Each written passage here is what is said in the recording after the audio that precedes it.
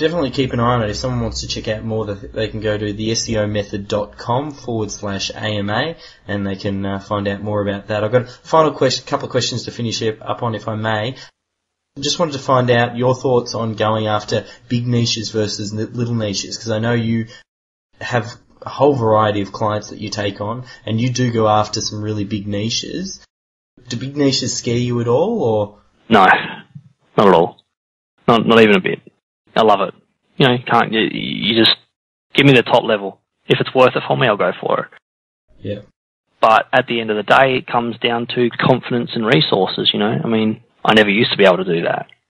It does come down to working within a lot of industries and just being smart about it. Sometimes it's not always best to start for the largest dog in there. You know, you can make a lot of money by going for the niche specific to start with. You know, perfect example is, you know, poker. If you want to go for poker tips or, you know, poker advice or poker online, it's a bloody big industry. If you want to go for an individual program and do a review site around just that program, you're going to have a heck of a better chance to get rankings for that program than the whole poker industry.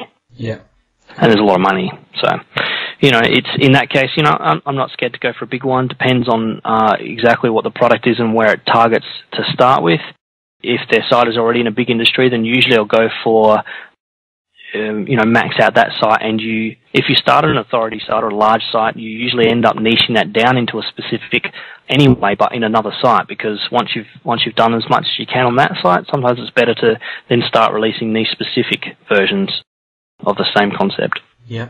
I suppose in line with that sort of big niche versus little niche. Yeah, I was going to say I do have another point on that, which is when you're done there. Yep. No, go, shoot. Cool. I was just going to say, look, if you're starting out and you're not sure where you want to start, niche it down. Go really specific, because you'll get the best win out of it. And that means, you know, I'm picking, you know, let's say you're doing a product, a product-based website around, pick a product, Dave. Dog collars. Something a little bit more unique than that. Mosquito spray. Sweet. So let's say you're going for mosquito spray, and you take a look in what's available, and you can see that there's you know, EnviroGuard as an example of, or whatever a brand name happens to be. Then what you'll want to do is you'll target your site entirely around, say, mosquito repellent as a phrase, or, you know, mosquito spray repellent. No, it just doesn't sound right. Mosquito repellent would probably be a nice phrase to go for. And then you want to break down as much as possible for the content of your site into the individual types of mosquito repellents and the longer tail phrases. So really niche it down into hitting the specifics for it, because you'll give yourself the best chance possible to win. And that's what it's all about early on, is the more you win early on, the more confidence you have in yourself, the more likely you are to tackle larger industries and go forward. But having said that, a mistake is never a mistake, or a failure is never a failure, as long as you learn from it. It's only truly a failure if you don't get the lesson out of it.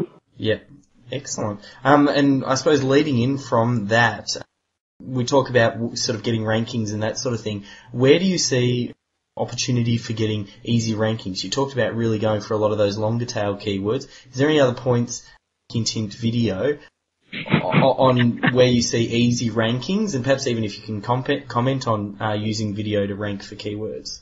Yep. I mean, like you said, video is a very easy way to get a top-level position on that first page, because, you know, Google will usually have a position there just for video, and most people don't do optimization for their videos. And optimizing a video is just like optimizing a site. Pick the right, you know, phrase for your URL and all the rest of that, but more importantly, point the right links at the thing.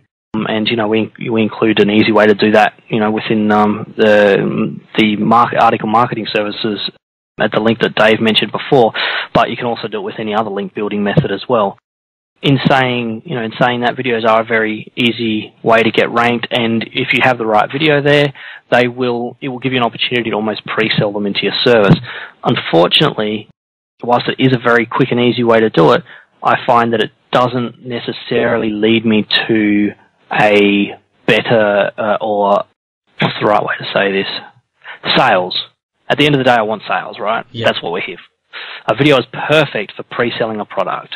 So if they come in, they hit your YouTube video, they go to the YouTube, and they go through and they take a look at it. No worries, awesome. They like what they see. Great. They have an opportunity to click on the right-hand side of your link. But, right, see here how we're sending them to YouTube? Yep.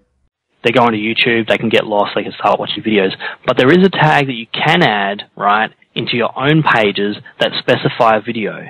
So if you're using that tag and you've got video embedded in your own page, right, you can actually use tags that specify and identify that content as video content. You can say, hey Google, when you spy this page, this one's a video, right? And your video will show up like a normal YouTube video would in the results. Very cool. I'll definitely have to have a look into that. Yeah, so you need to take a look into that. And basically it shows, when it's listed down there, it'll show up, and it'll show up as, it just looks like a video listing in there. So you get very high click-throughs, you get all the good stuff that comes with that. But otherwise, very easy rankings is anything that has a superb, like a huge list of products in it, and aka e-commerce. Yeah. E-commerce stores. I love them. You just can't beat them. The amount of pages as well, like we've got 1 or 2 e-commerce stores for our own stuff, and some of those long tail keywords, and you were talking about going for buying phrases and all that sort of thing, and when you've got the product name and the person is typing that into Google and you've optimized for that keyword, that user is a qualified person who's ready to buy. They're not someone saying digital cameras, they're saying Sony camera XPF blah blah blah blah blah. Yeah, exactly. It's like it's the most qualified you can get, and it's also very easy to put in qualifiers on in the footer of your store that instantly add another whole plethora of phrases, and qualifiers can be pre or post qualifiers for the keyword, or even locality. So if you can do some nice tricky stuff in an e-commerce store. If you can put now delivering XYZ, and you have the product name inserted there too, and then if you're in Australia, all around Australia, but also to Sydney, Perth, Northern Territory, Darwin, and the main localities there will instantly add to every single page all locality-based phrases as well.